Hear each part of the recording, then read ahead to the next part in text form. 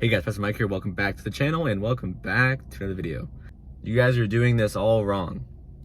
In today's video, I'm going to talk about the proper way on how you can get your finances in order so you can do cool stuff to your cars, enjoy your hobbies, travel, whatever it is.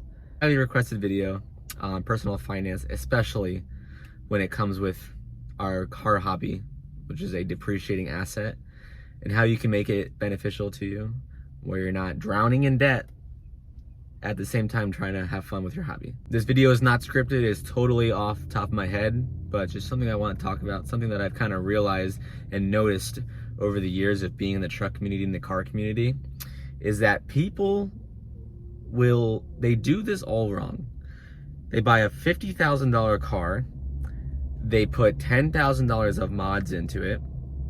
Meanwhile, they live in the slums, they live in squalor, they don't do anything else except all their money goes into your car or your truck, right?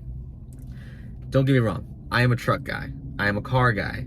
I love spending money on the automotive community, automotive industry. It's fun, it's a hobby, I get it, I totally get it. I have about $7,000 worth of mods into this truck. And for some people that might be a lot, and for some people that might be nothing, right? You have to do it in a way that makes sense, okay? Number one, you need to get out of debt before you do anything to your cars or trucks or anything like that. You have your income, right? You're making money every week, every month. But every time you get paid, you have to pay it to somebody else. Every time you get paid, it has to go to your credit card bill. It has to go to your car payment. It has to go to your student loan payment. It has to go to your personal loan that you took out. It has to go to your uncle that you borrowed money from. It has to go to some medical bills that you had, right? And every time you get paid, you have to give it to somebody else. And then you have no more month at the end of the money. You know how they say they have no more money at the end of the month? You get paid, you spend all your money on all these stuff, right? And all the stuff that you want to do. And then there's too much month left at the end of the money, right? You still have like 7 more days until you get paid. That's not the way you want to live. You want to be able to enjoy your life and do things you want without having the stress of money. So please get out of debt before you do anything to your car, right? Before you do anything to your car. And I learned this while I was paying off my truck, that I would feel so much better if I had a paid off truck that was stock than a decked out truck that I was 20 grand in debt in. I would feel so much better internally, mentally, and be able to make way better rational decisions. Number two, before you start throwing money at a depreciating asset, you need to put money into a appreciating asset, such as a home, such as stocks and equities, things that go up in value, right? Because your car is technically considered an asset. It is money that is tied up and that you can sell, for cash. It is an object that you can sell for cash. It's an asset. However, it goes down in value every single year, and new cars lose about 40 to 50% of their value in the first 4 years of their life. So if you buy a 2020, by the time it's 2024, your car is down 40% from the day you bought it. Before you take on that commitment, you have to realize that money you put towards your car, towards your truck, is a waste. It's a waste of money. But it's fun to you, and it's a hobby, and it makes you happy. And that's okay, but you have to make sure you have your other finances a priority first. You need to pay yourself first, which means you need to put money aside for a rainy day. You need to invest some money. Life is gonna happen. It rains, we get into accidents financially, you lose your job, the heat and air goes out in your home, right? But if you spend all of your money on buying things, you're not gonna have any money for when something happens. I highly recommend that you save, if you can, 25% of your income. Save and invest, meaning If you put 10% in a 401k, 10% in a Roth IRA, and then 5% in your taxable brokerage account, that's fine. 20% in your 401k, you want to put 5% in the savings account, that's fine. If you can save 25% of your money first, as soon as you get paid, you put 25% away. The rest will go towards bills and all that.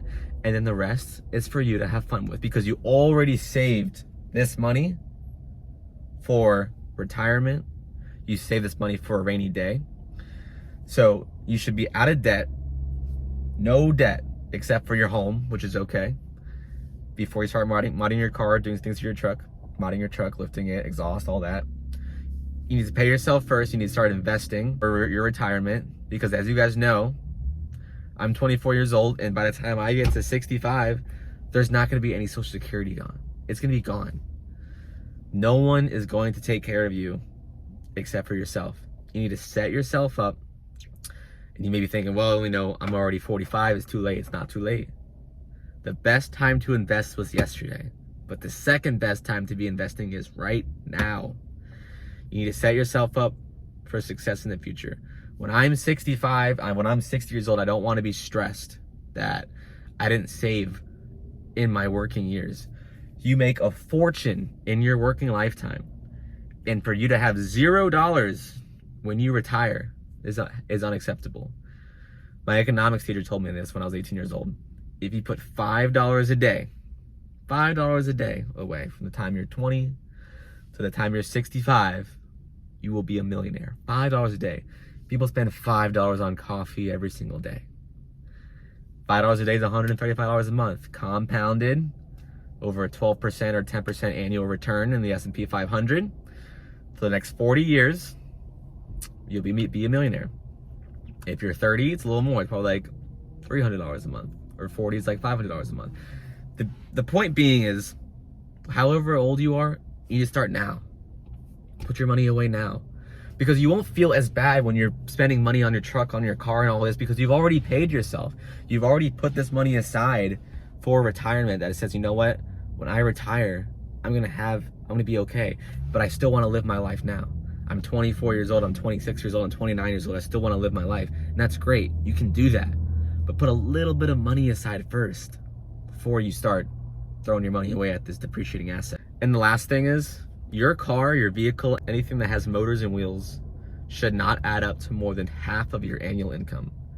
You want a $30,000 truck? Cool. You have to make more than $60,000 a year to afford that, okay? You want two $20,000 cars? That's $40,000. You have to make more than $80,000 a year to afford that. Anything with motors and wheels, because those things go down in value, should not add up to more than half of your annual income. You should not be putting 75, 80% of your money into something that goes down in value. Doesn't make any sense. It makes no sense. If you take your money and you put in something that goes up in value, over time it will grow, and you take a little bit of money and you spend it on yourself, and then you take a little bit of money and you save it for a rainy day, and then you take a little bit of money and you give it to somebody else. You do all four of those things. That is the way you should use your money. So if you want to save 25%, invest 25%, give 25%, and then spend 25%. Totally do that.